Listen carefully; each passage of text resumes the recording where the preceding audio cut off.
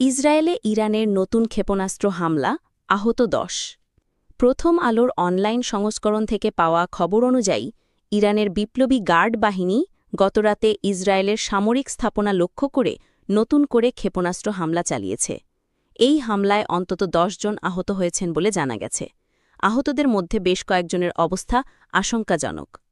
Israeli সামরিক বাহিনী জানিয়েছে তাদের আয়রন ডোম ক্ষেপণাস্ত্র প্রতিরক্ষা ব্যবস্থা ইরানের ছোড়া বেশিরভাগ ক্ষেপণাস্ত্রে প্রতিহত করতে সক্ষম হয়েছে। তবে বেশ কিছু ক্ষেপণাস্ত্র ইসরায়েলের ভূখণ্ডে আঘাত হানে, যার ফলে ক্ষয়ক্ষতি হয়েছে। ইরানের রাষ্ট্রীয় টেলিভিশন জানিয়েছে এই হামলা ইসরায়েলের সাম্প্রতিক বিমান হামলায় নিহত বিপ্লবী গার্ড বাহিনীর সদস্যদের প্রতিশোধ হিসেবে চালানো হয়েছে। অন্যদিকে ইসরায়েলের প্রধানমন্ত্রী বেনিয়ামিন নেতানিয়াহু এই হামলার তীব্র নিন্দা জানিয়েছেন এবং বলেছেন ইসরায়েল তার সার্বভৌমত্ব রক্ষায় যে কোনো পদক্ষেপ নিতে প্রস্তুত।